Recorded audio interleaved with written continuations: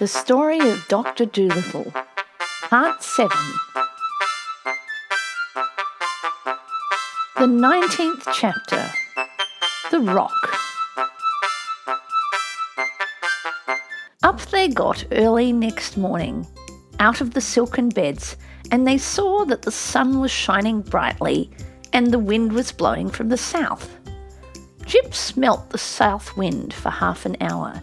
Then he came to the doctor, shaking his head. I smell no snuff as yet.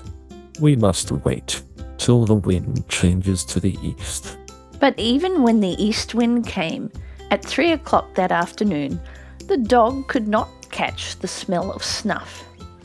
The little boy was terribly disappointed and began to cry again, saying that no one seemed to be able to find his uncle for him. But all Jip said to the doctor was, Tell him that when the wind changes to the west, I'll find his uncle even though he'd be in China, so long as he's still taking black rupee snuff.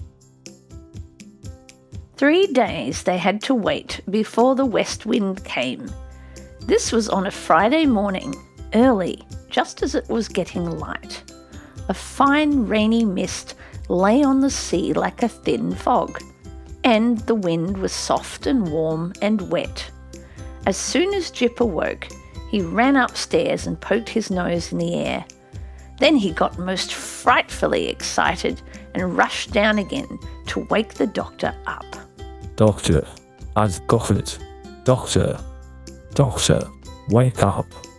Listen, I've got it. The wind's from the west and it smells of nothing but snuff. Come upstairs and start the ship, quick. So the doctor tumbled out of bed, went to the rudder to steer the ship. Now, I'll go up to the front, and you watch my nose. Whichever way I point it, you turn the ship the same way. The man cannot be far off with a smell as strong as this, and the wind's all lovely and wet. Now, watch me.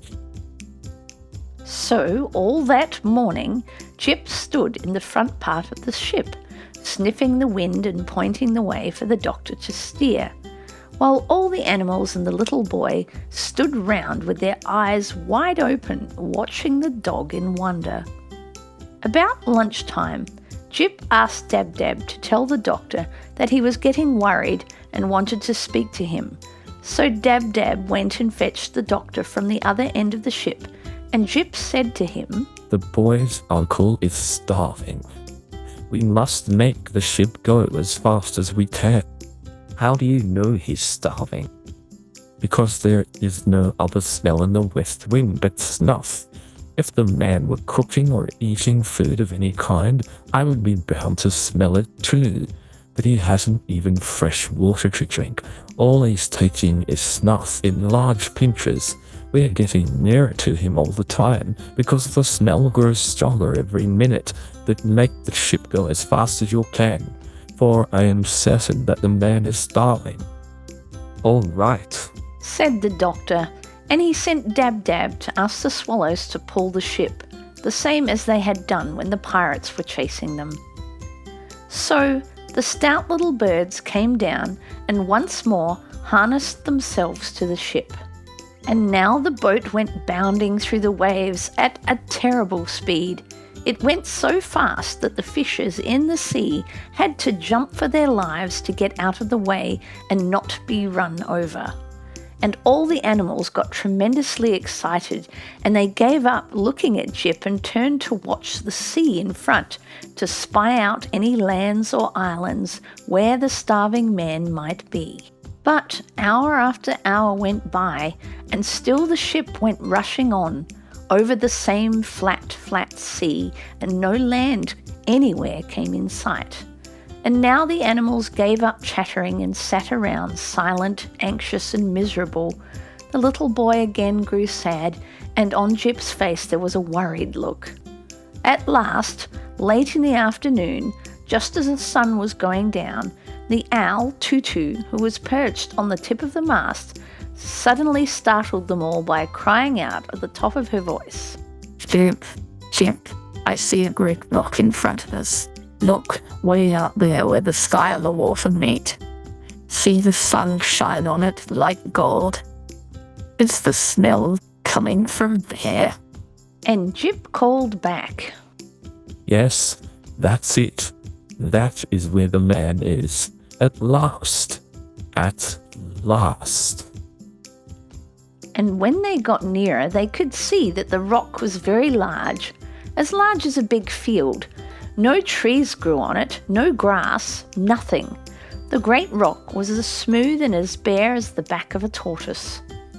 Then the doctor sailed the ship right round the rock, but nowhere on it could a man be seen. All the animals screwed up their eyes and looked as hard as they could, and John Dolittle got a telescope from the downstairs. But not one living thing could they spy, not even a gull, nor a starfish, nor a shred of seaweed.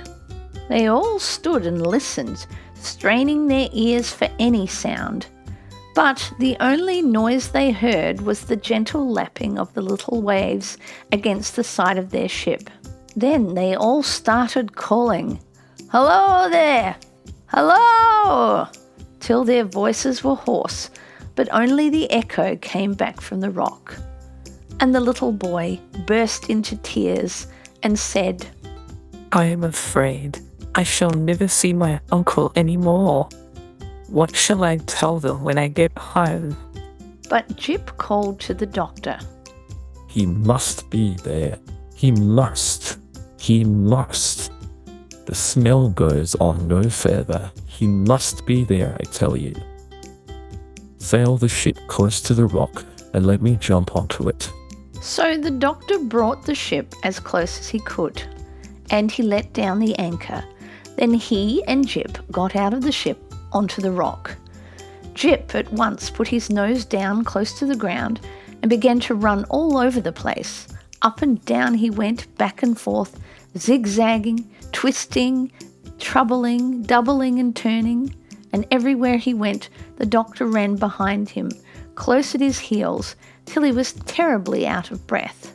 At last, Jip let out a great bark and sat down. And when the doctor came running up to him and found the dog staring into a big deep hole in the middle of the rock. The boy's uncle is down there. No wonder those silly eagles couldn't see him. It takes a dog to find a man. So the doctor got down into the hole, which seemed to be a kind of cave or tunnel running a long way under the ground. Then he struck a match and started to make his way along the dark passage, with Jip following behind. The doctor's match soon went out, and he had to strike another, and another, and another. At last the passage came to an end, and the doctor found himself in a kind of tiny room with walls of rock. And there, in the middle of the room, his head resting on his arms, lay a man with very red hair, fast asleep. Jip went up and sniffed at something lying on the ground beside him. The doctor stooped and picked it up. It was an enormous snuff box, and it was full of black rapee. The 20th chapter, The Fisherman's Town. Gently then, very gently, the doctor woke the man up. But just at that moment the match went out again, and the man thought it was Ben Ali coming back, and he began to punch the doctor in the dark. But when John Dolittle told him who it was, and that he had his little nephew safe on his ship, the man was tremendously glad, and he said he was sorry he fought the doctor. He had not hurt him much though, because it was too dark to punch properly. Then he gave the doctor a pinch of snuff. And the man told how the Barbary dragon had put him onto this rock and left him there when he wouldn't promise to become a pirate, and how he used to sleep down in this hole because there was no house on the rock to keep him warm. And then he said, For 4 days I have had nothing to eat or drink. I have lived on snuff. There you are. What did I tell you? So they struck some more matches and made their way out through the passage into the daylight. And the doctor hurried the man down to the boat to get some soup. When the animals and the little boy saw the doctor and Jip coming back to the ship with a red-headed man, they began to cheer and yell and dance about the boat, and the swallows up above started whistling at the top of their voices, thousands and millions of them, to show they too were glad that the boy's brave uncle had been found. The noise they made was so great that the sailors far out to sea thought that a terrible storm was coming. "Hark to that gale howling in the east," they said. And Jip was awfully proud of himself, though he tried hard not to look conceited, when Dab-Dab came to him and said, "Jip, I had no idea you were so clever." Oh, that's nothing special, but it does take a dog to find a man, you know. Birds are no good for a game like that. Then the doctor asked the red-haired fisherman where his home was, and when he had told him, the doctor asked the swallows to guide the ship there first. And when they had come to the land which the man had spoken of, they saw a little fishing town at the foot of a rocky mountain, and the man pointed out the house where he lived. And while they were letting down the anchor, the little boy's mother, who was also the man's sister, came running down to the shore to meet them, laughing and crying at the same time.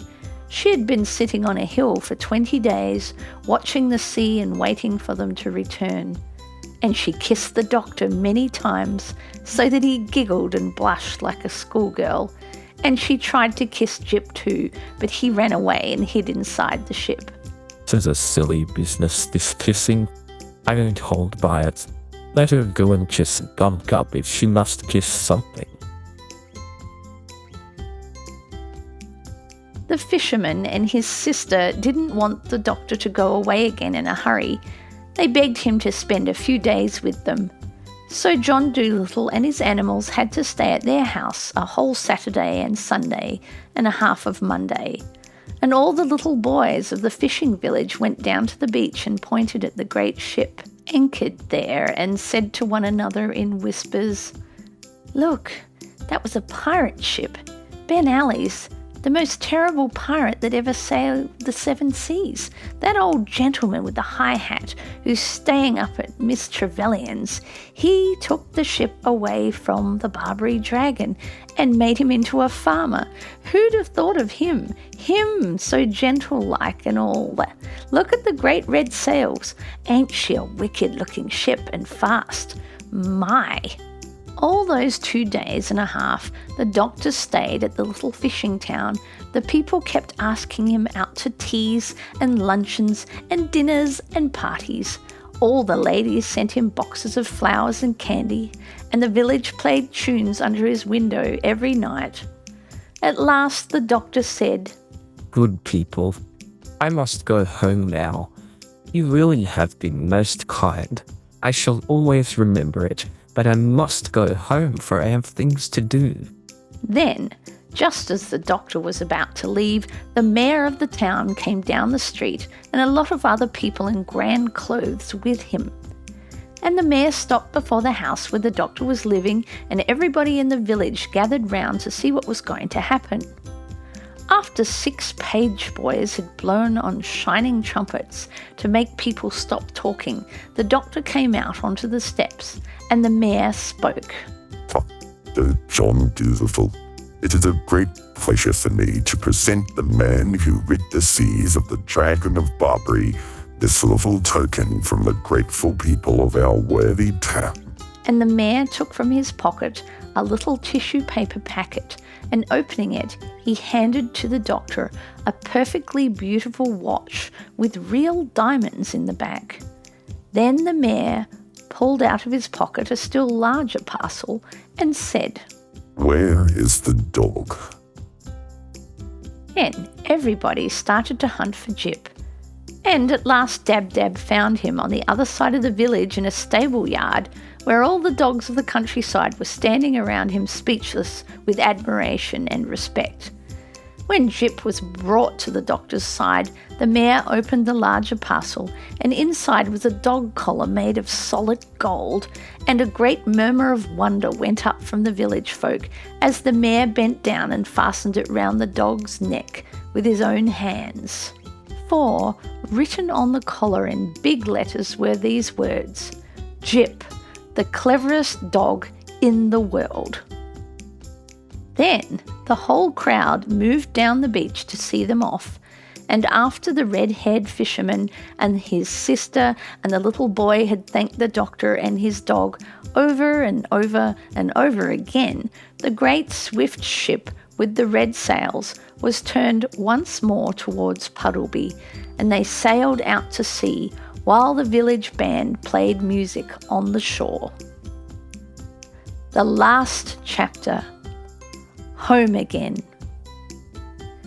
March winds had come and gone. April's showers were over. May's buds had opened into flower, and the June sun was shining on the pleasant fields when John Dolittle at last got back to his own country. But he did not yet go home to Puddleby. First he went travelling through the land with the pushmi-pullu in a gypsy wagon, stopping at all the country fairs, and there, with the acrobats on one side of them and the Punch and Judy show on the other, they would hang out a big sign which read, "Come and see the marvellous two-headed animal from the jungles of Africa. Admission, 6 pence." And the push-me-pull-you would stay inside the wagon while the other animals would lie about underneath. The doctor sat in a chair in front, taking the 6 pences and smiling on the people as they went in. And Dab was kept busy all the time scolding him because he would let the children in for nothing when she wasn't looking. And the menagerie keepers and circus men came and asked the doctor to sell them the strange creature, saying they would pay a tremendous lot of money for him, but the doctor always shook his head and said, No, the push-me-pull-you shall never be shut up in a cage. He shall be free, always to come and go, like you and me. Many curious sights and happenings they saw in this wandering life, but they all seemed quite ordinary after the great things they had seen and done in foreign lands. It was very interesting at first, being sort of part of a circus, but after a few weeks they all got dreadfully tired of it, and the doctor and all of them were longing to go home. But so many people came flocking to the little wagon and paid the 6 pence to go inside and see the push-me-pull-you that very soon the doctor was able to give up being a showman. And one fine day, when the hollyhocks were in full bloom, he came back to Puddleby, a rich man, to live in the little house with the big garden. And the old lame horse in the stable was glad to see him, and so were the swallows who had already built their nests under the eaves of his roof and had young ones. And Dab was glad too to get back to the house she knew so well, although there was a terrible lot of dusting to be done, with cobwebs everywhere. And after Jip had gone and shown his golden collar to the conceited collie next door, he came back and began running around the garden like a crazy thing, looking for the bones he'd buried long ago and chasing the rats out of the tool shed, while Gub dug up the horseradish which had grown 3 feet high in the corner by the garden wall. And the doctor went and saw the sailor who had lent him the boat, and he bought 2 new ships for him and a rubber doll for his baby, and he paid the grocer for the food he had lent for the journey to Africa, and he bought another piano and put the white mice back in it because they said the bureau drawer was drafty. Even when the doctor had filled the old money box on the dresser shelf, he still had a lot of money left, and he had to get 3 more money boxes just as big to put the rest in. Money is a terrible nuisance, but it's nice not to have to worry. Yes, it is indeed. And when winter came again and the snow flew against the kitchen window, The doctor and his animals would sit round a big, warm fire after supper, and he would read aloud to them out of his books. But far away in Africa, where the monkeys chatted in the palm trees before they went to bed under the big yellow moon, they would say to one another, "I wonder what the good man's doing now, over there in the land of white men. Do you think he will ever come back?" And Polynesia would squeak out from the vines, I think he will. I guess he will. I hope he will. and then the crocodile would grunt up at them from the black mud of the river. I'm sure he will. Go to sleep. The end.